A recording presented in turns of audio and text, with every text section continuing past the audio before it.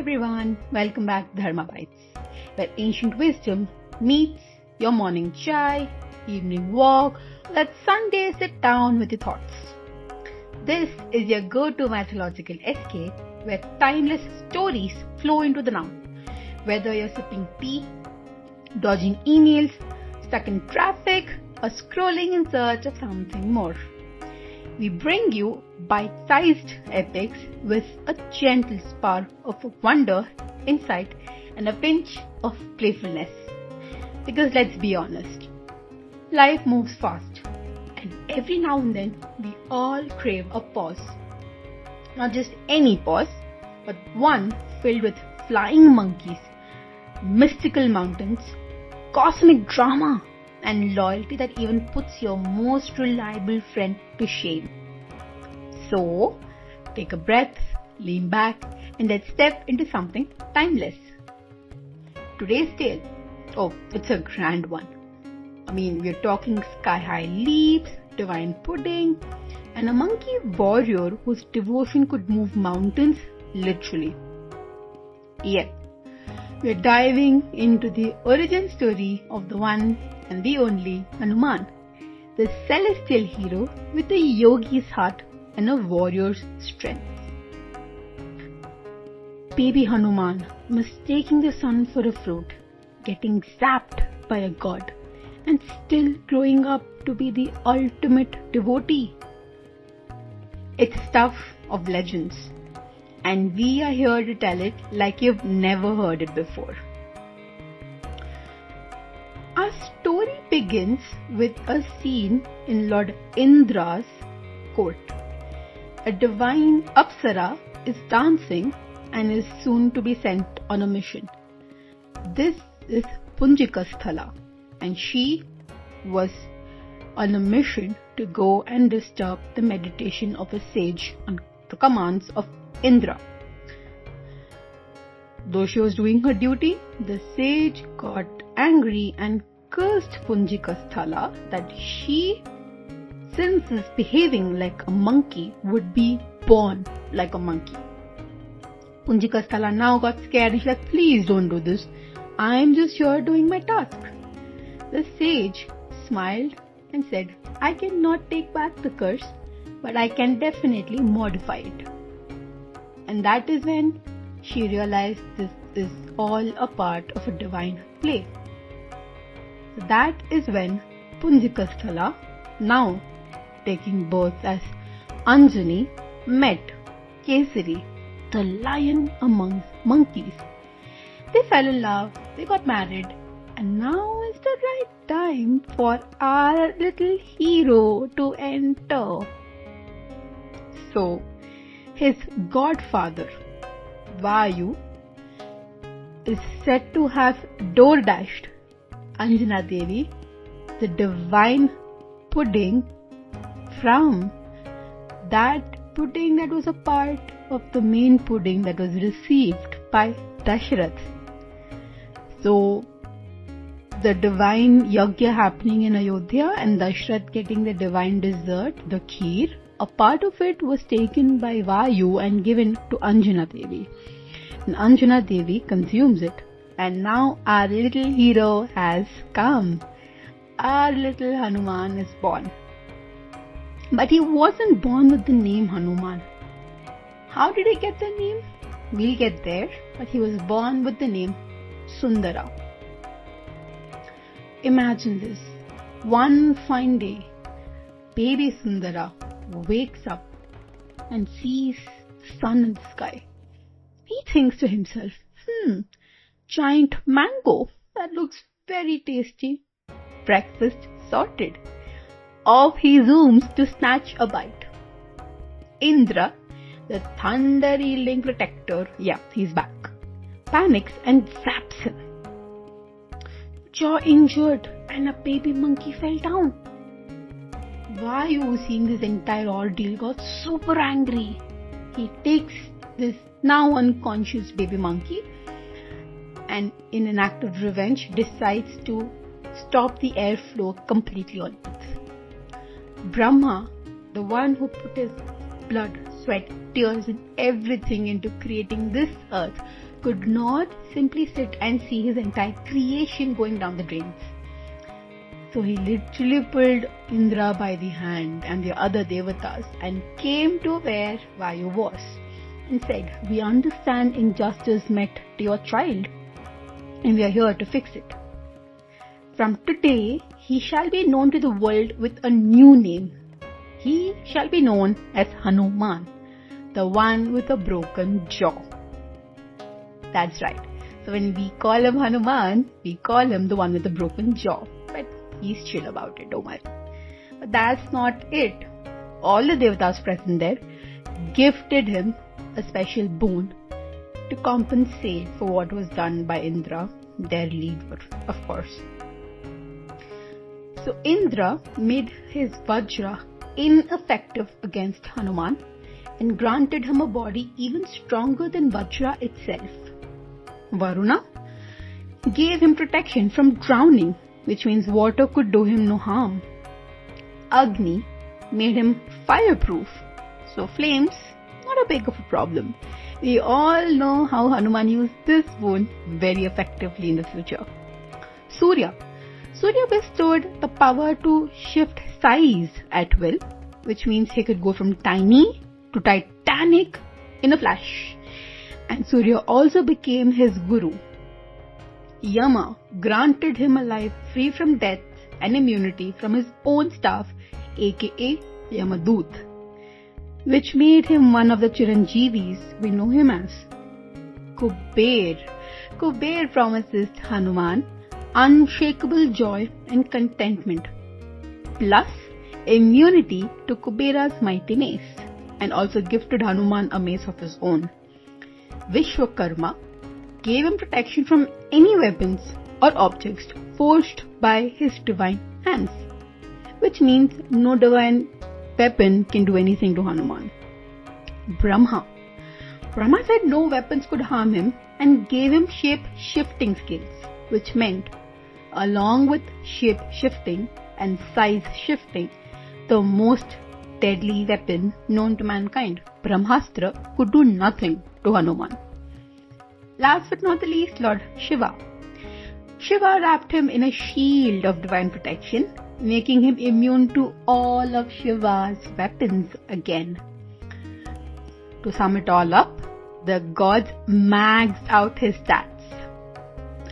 Now that we know the story of his birth and how did he come up with the name Hanuman, the question lies, where is he from? Hanuman's origin varies across traditions. It depends who you ask. If you were to go and ask somebody from the Jain community, they believe he's from the Hanuruha Islands. Ask a Tamilian and he would say he's got Dravidian roots. Zoom out globally and he's recognized by names like Hanumat, Hanuman, Hanulaman. Basically, he's got international divine clout. And if you think those are just the names he's known with, you are totally wrong. Some other names that he is known are Anjaneya, aka Mama's boy, son of Anjana, Kesari Nandan, Papa's pride, son of Kesari, Pavan Putra, Maruti, son of the wind, Bajrangabali, the mighty body and bronze-toned boy. And my personal favorite, the epic, Sang Kera Pemucha Deva Rama. Yeah, in Indonesia, he's straight up the mighty ape devotee of Rama. So we have looked at his birth, we have also looked at how did he come into existence. If you were to geographically map him somewhere, the below places are ones where he is supposedly from. Hampi in Karnataka, Anjan in Jharkhand, Anjaneri in Maharashtra, or the Laksha Hills of Rajasthan. Point being, no matter the location, his presence is felt everywhere.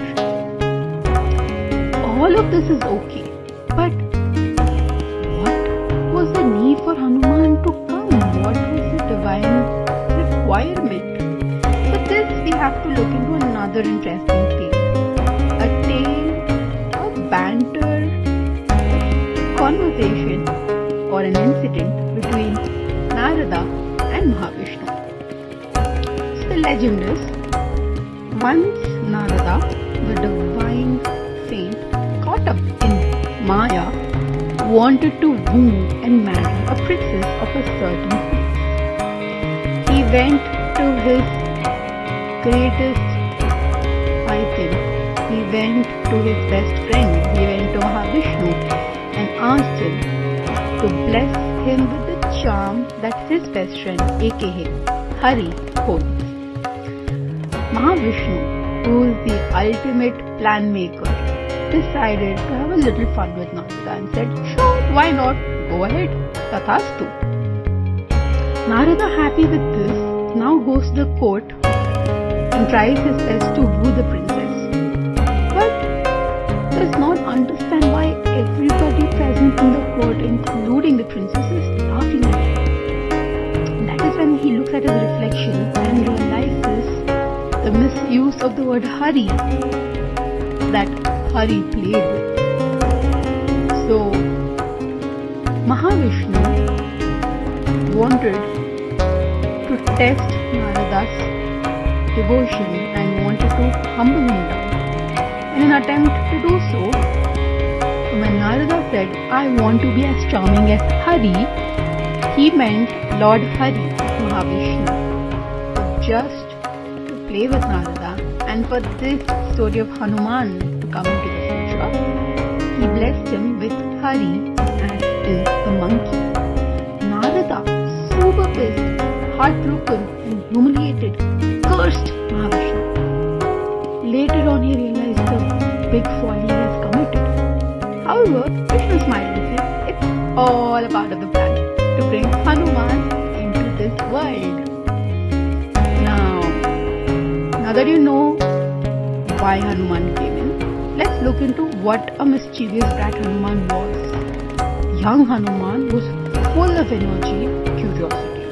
He pranked sages, interrupted rituals and played all day. Everybody has a limit and so do the sages. They let go of the first few mistakes, pranks and fun that Hanuman committed. But one fine day they woke up and were like, no, this has to stop. Eventually, the sages had to curb his enthusiasm with a blessing disguised as a curse. He'd forget his powers until truly needed and if somebody reminds him so. Which means our hero went into a temporary state of amnesia and forgot how magically blessed he was. But where did he remember this? Now this is where we enter into the great epic of Ramayana. So we are in that stage of Ramayana where Sita has gone missing. Sugriva has sent all of his monkey battalion in 4 teams, north, south, east, west, and south is Hanuman. Now Hanuman and his friends have successfully located Sita is in Lanka with the help of Sampati, who is the brother of Jatayu. But the next question in front of them was who would go to Lanka? Because the distance between India and Lanka was 100 yojanas. And at that point of time, all the monkeys are trying to put their best to it and try to think if they have it in them. While our hero was sitting in some corner and like, no bro, I can't. This is not my work. It is then when Jambavan, the bear king, enters. Jambavan is like that grandpa energy of the room. That wise, old, very friendly person who knows right exactly what to tell to boost your morale up. So Jambavan goes to Hanuman and gives him his own TED talk. Probably the first TED talk we've ever made a record of. And in the end tells Hanuman, you can, you will and you must do this for Rama. Hanuman is like, oh yeah, I can. So the temporary amnesia is out of the window And Hanuman now goes and achieves a feat nearly impossible. In the journey to do so, like any anime arc, he ticks out a few of the most interesting superpowers known to mankind. Shrinks small size enough to slip through tight spots? Check. Grows huge to scare demons? Check. Delivers messages of Rama to Sita with a heart? Check. Defeats Lanka's guardians with ease? Check. Hanuman's power was never just physical, it came from within. And after he had delivered the message successfully, he decided, why not have some fun? The memories triggered brought the old mischievous Hanuman back. He wanted to grab Ravana's attention, real bad. And he thought the only way to do it was to destroy that garden that Ravana invested in heavily. He destroyed that Ravan's botanical garden, and eventually Ravana did get the news of a monkey destroying it. He ordered to bring the monkey, and the monkey was summoned. Now, we all know a monkey's pride is in its tail, so Ravana ordered his guards to burn the tail of Hanuman. But you know why Hanuman would not be affected. Hanuman was smart. He said, cool, okay, you're gonna burn my tail, I'm gonna have a blast. And he did exactly what he wanted. He set the entire Lanka on fire, quite literally. Eventually he did come back and give the news to Rama that hey, we found Sita and it's time that we go. And soon the bridge was built, they crossed, and now it's time for war. And in between the war, it so happens that Lakshmana was injured. And now only Hanuman could help him. Lakshmana was in need of a few herbs that were not locally procurable in Lanka. And they had to go all the way to Himalayas to do so. Hanuman said, cool, I'll be your Swiggy, I'll be your Zepto, I'll go right now and bring it. And so did he. But the problem is, our dude was not a student of botany or biology, so he did not know what herbs to bring, because to him, all looked the same. Just like to us, every green leafy vegetable probably looks the same. He decided, instead of wasting time in picking it, how about he carries the entire mountain with him? Saves time. And that's exactly what he does. He lifts the entire mountain of Dronagiri, brings it to Lanka, lets the physician pick his choices of herbs, and eventually goes and places that mountain back. So yes, he is a master of Herculean tasks done with ease.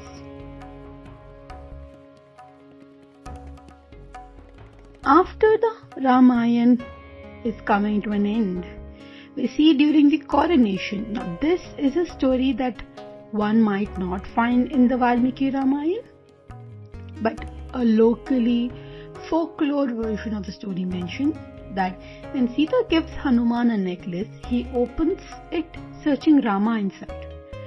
But he does not find Rama in any pearl and he throws it away. When questioned, he tears open his chest and shows Rama and Sita living in there, saying if a thing does not have Rama in it, it is meaningless and holds no importance to him. When Rama departed earth, Hanuman chose to stay until the last person stopped chanting Rama's name. So yes, in spirits, and maybe more, he's still here. In chants, in strength, in the quiet moments when you need your courage the most. Jai Bajrangbali isn't just a chant. It's a reminder of what lives within us. When life throws you off course, when it's heartbreak, uncertainty, or plain chaos, remember Hanuman. He faced storms, forgot who he was, rediscovered his strength, and devoted his life to something greater than himself. So breathe deep, stand tall, be fearless, and know you've got a little bit of Hanuman in yourself too. Catch you in the next episode of Dharma Bites. Till then, Jai Bajrang Bali.